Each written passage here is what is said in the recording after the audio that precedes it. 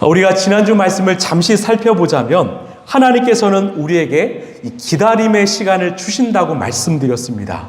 이런 왜 기다리게 하실까요? 그 시간은 먼저 우리를 변화시키는 시간입니다. 우리를 성장시키는 시간입니다.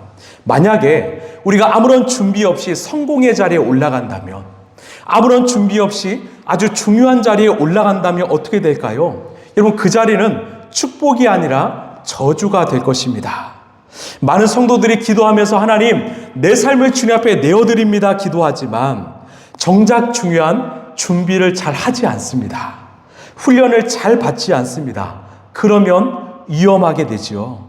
그래서 하나님은 우리에게 이 변화의 시간, 성장의 시간을 주십니다. 그게 바로 기다림입니다. 요셉은 감옥 안에서 2년의 기다림의 시간을 보냈습니다.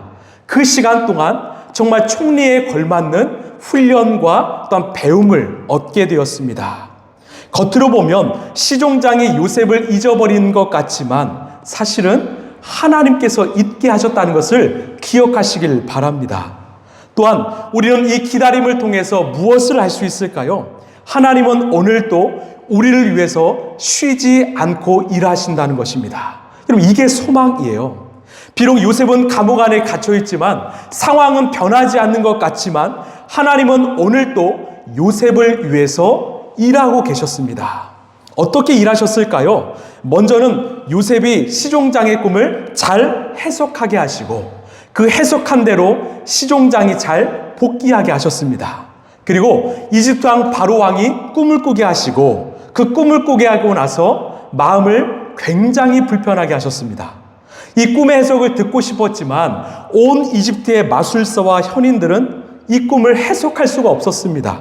그리고 시종장에게 2년 동안 완전히 잃어버렸던 요셉을 생각나게 하셨습니다.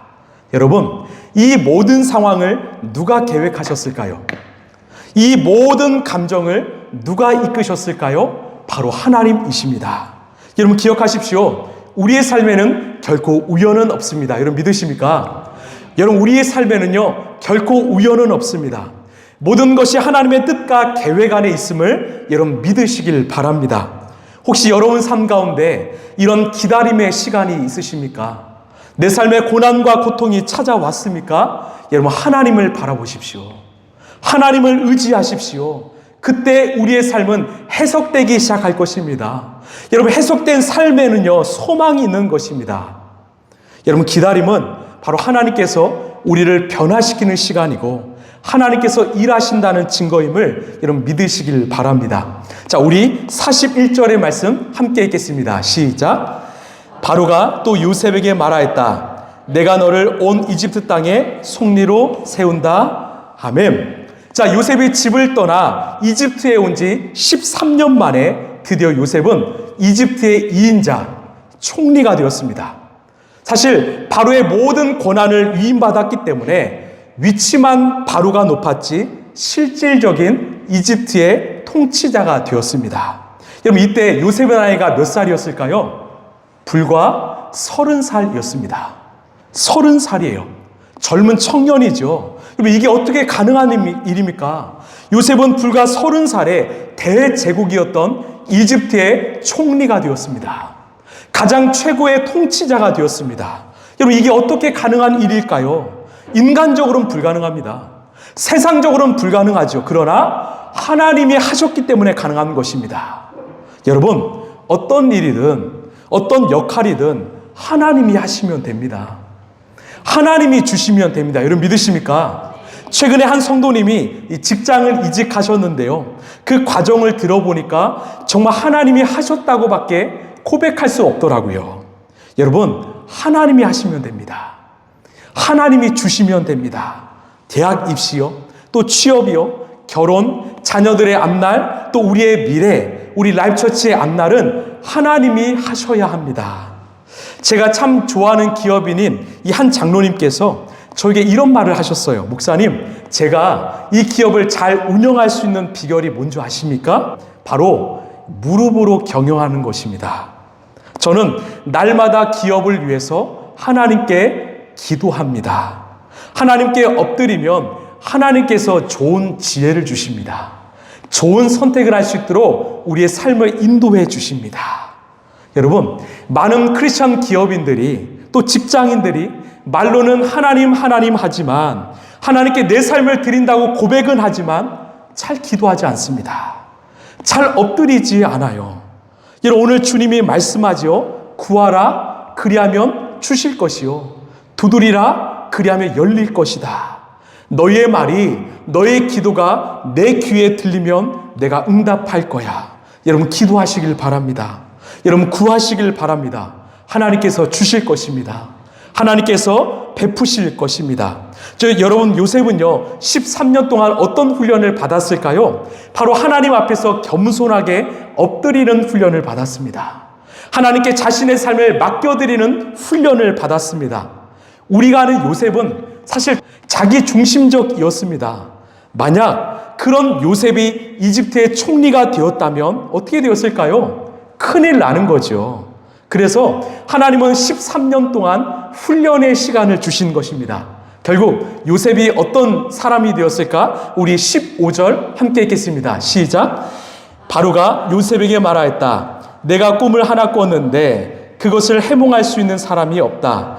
나는 내가 꿈을 이야기를 들으면 잘 푼다고 들었다. 그래서 너를 불렀다. 아멘. 바로왕이 요셉을 부르면서 야, 네가 꿈을 잘 해석한다며 내 꿈을 좀 해석해 주라. 만약에요 요셉이 이전의 요셉이었다면 뭐라고 했을까요? 왕이시여, 제가 꿈을 잘 해석합니다. 제가 해석해 드릴 테니까 저에게 말씀해 주십시오. 아마 자기 힘으로 했을 것입니다. 그런데 하나님께 철저히 훈련받은 요셉은 뭐라고 고백할까요? 우리 그 다음 16절입니다. 시작. 요셉이 바로에게 대답하였다.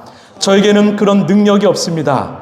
임금님께서 기뻐하실 대답은 하나님이 해주실 것입니다. 아멘. 하나님이 해주실 것입니다. 왕이시여, 하나님이 하실 것입니다. 여러분, 아시겠습니까? 하나님은 이렇게 겸손한 자를 통해서 일하십니다. 이 겸손은 우리의 삶에 온전한 기도가 있을 때, 우리의 삶에 하나님 앞에 엎드림의 삶이 있을 때 가능한 줄로 믿으시길 바랍니다. 우리 함께 따라할까요? 다시요, 나도 기도의 사람이 되겠습니다. 또요, 엎드림의 사람이 되겠습니다. 예, 하나님 앞에 엎드리면 하나님께서 지혜를 주십니다. 자, 바로의 꿈을 해석한 요셉은 좋은 대안을 마련했습니다. 왕이시여, 7년 풍년이 있고 그 다음 7년 동안 흉년이 있을 예정이니 미리 대비해야 합니다. 미리 곡식을 모아야 합니다.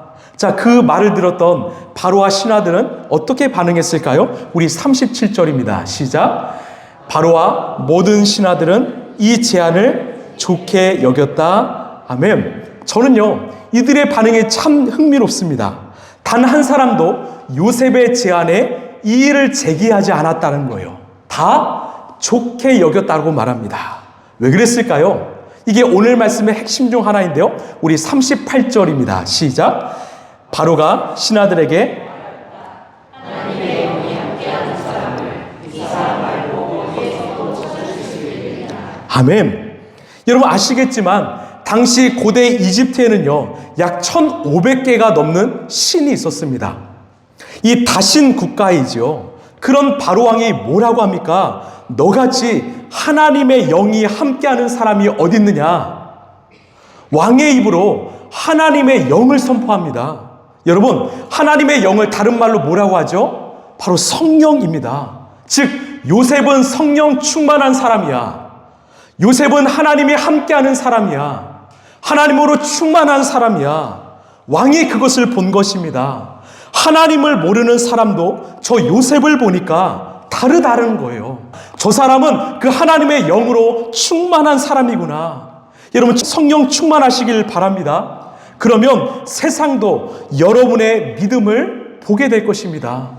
여러분의 신앙을 알게 될 것입니다. 여러분, 이 성령 충만하다고 하면 우리는 어떤 생각이 먼저 떠오를까요? 우리의 오해가 하나 있습니다.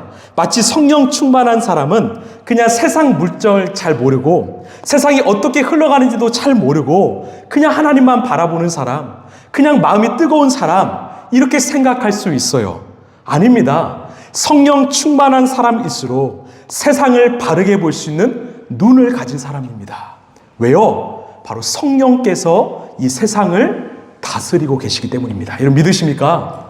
여러분 성령 충만한 사람일수록 이 세상을 바라볼 수 있는 눈이 있습니다. 왜? 성령께서 오늘도 이 세상을 다스리고 계시기 때문입니다. 성령 충만한 사람은 하나님께서 이 세상을 어떻게 다스리는지를 볼 수 있는 사람이에요.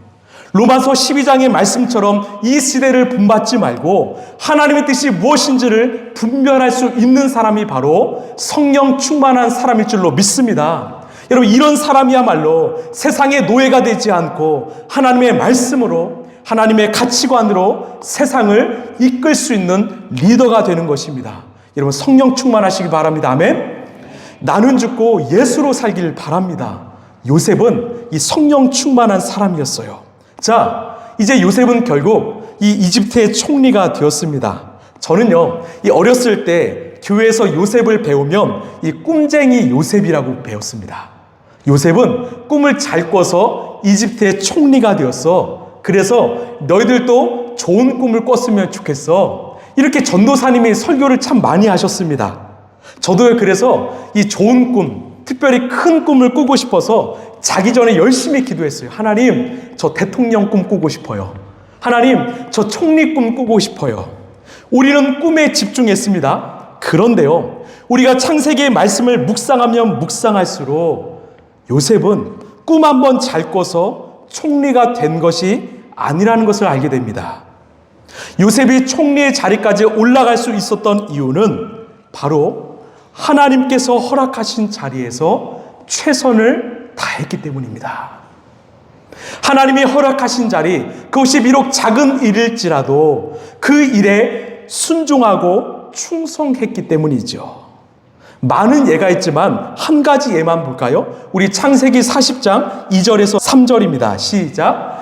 바로가 그 두 시종장 곧 술잔을 올리는 시종장과 빵을 구워 올리는 시종장에게 노하여서 그들을 경호대장의 집안에 있는 감옥에 가두었는데 그곳은 요셉이 갇힌 감옥이었다. 경호대장이 요셉을 시켜서 그 시종장들의 시종을 들게 하였으므로 요셉이 그들을 받들었다. 아멘. 여기서 시종은 바로 노예가 주인을 섬기는 행위입니다. 사실 이 감옥에서는 요셉이 두 시종장보다 더 먼저 왔지요. 그런데 이 경호대장이 요셉에게 이들을 좀 섬기라고 명령했습니다. 그 요청에 요셉은 어떻게 순종하고 섬겼을까요? 우리 4절, 6절을 보시면 그들이 갇힌 지 얼마 뒤에 다음 날 아침에 요셉이 그들에게 갔는데 요셉은 그들에게 근심스러운 빛이 있음을 보았다. 요셉이요, 이 두 사람이 감옥에 들어온 지 얼마 되지 않았음에도 불구하고 이들의 얼굴에 근심스러운 빛을 보았습니다. 아, 지금 이 두 사람에게 어떤 문제가 있구나, 걱정거리가 있구나. 그런데 그냥 생각만 하지 않았습니다. 7절을 보시면 그래서 요셉은 자기 주인의 집에 자기와 함께 갇혀있는 바로의 두 시종장에게 물었다. 오늘 안색이 좋아 보이지 않습니다. 왜 그러십니까? 그들에게 다가가서 무슨 일 있으십니까? 적극적으로 묻고 해결책을 제시했다는 것입니다. 여러분, 만약에 요셉이 이들의 근심스러운 얼굴을 보았는데 그냥 지나쳤다, 그냥 힘내라고 말 한마디 던졌다, 어떻게 되었을까요? 하나님의 역사는요, 요셉을 통해서 일어나지 않았을 것입니다. 무슨 일 있으십니까? 저에게 좀 말씀해 보십시오. 제가 도와드리겠습니다. 요셉은 그 경호대장의 말에 순종하여 이 두 사람을 적극적으로 섬겼던 것입니다. 결국 요셉은 작은 일에도 사소해 보이는 일에도 순종한 것입니다. 그 순종이 모여서 오늘의 요셉이 될 수 있었던 것이죠. 여러분, 하나님은 우리에게 어떤 큰 일에 순종하라고 말하지 않으십니다. 우리가 할 수 있는 아주 작은 일에 순종하라고 하십니다. 그런 순종의 훈련이 계속 우리의 삶 가운데 쌓여갈 때 우리는요, 하나님이 사용하시기 좋은 그릇이 될 줄로 믿습니다. 여러분, 당시 요셉만큼요, 이집트의 총리가 될 만한 자격과 조건을 가진 사람은 없었을 것입니다. 저는요, 때로 우리의 인생을 이 달팽이라고 생각합니다. 여러분, 달팽이 아십니까? 달팽이 아시죠? 이 달팽이를 제가 자세히 관찰해 보면 열심히 꼼지락꼼지락 거려요. 그런데 앞으로는 잘 나가지 않습니다. 그게 우리 모습과 똑같더라고요. 우리도 하나님 앞에 잘 쓰임받고 싶어서, 우리 잘 살고 싶어서 열심히 몸부림칩니다. 열심히 애씁니다. 그런데 우리의 삶은 별로 나아진 것 같지 않습니다. 늘 넘어지고 늘 무너지기 일쑤이지요. 그런데 그런 달팽이가 이 멀리 움직일 때가 있습니다. 언제일까요? 큰 바람이 불어서 달팽이가 저 멀리 날아갈 때예요.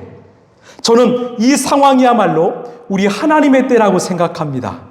하나님께서 우리의 애씀과 몸부림을 아시고 보시고, 야, 이제 됐구나. 그때요, 우리의 인생을 들어서 저 멀리 옮기시는 날이 있을 줄로 믿습니다.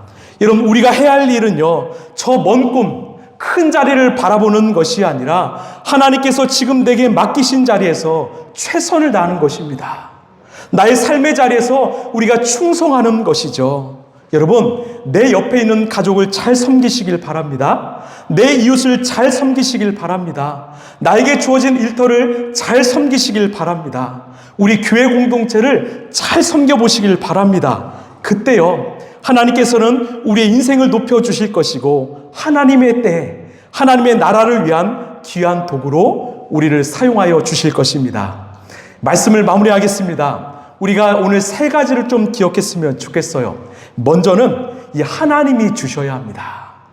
즉, 우리는 기도해야 합니다. 우리가 아무리 탁월하고 훌륭해도요, 하나님이 주시지 않으면 우리는 아무런 소용이 없습니다. 그래서 여러분, 기도의 사람이 되시길 바랍니다. 우리가 하나님 앞에 엎드리면, 하나님께 구하면 하나님께서는 우리에게 필요한 것을 주실 줄로 믿습니다. 두 번째는요, 여러분, 성령 충만한 사람이 되시길 바랍니다. 왕의 꿈을 해석한 것은 요셉의 지혜가 아니었습니다. 하나님이 주신 지혜였어요. 왕도 그것을 알아보았습니다. 우리가 날마다 성령 충만한 삶을 살면요, 세상도 알아봅니다. 세상도 인정합니다.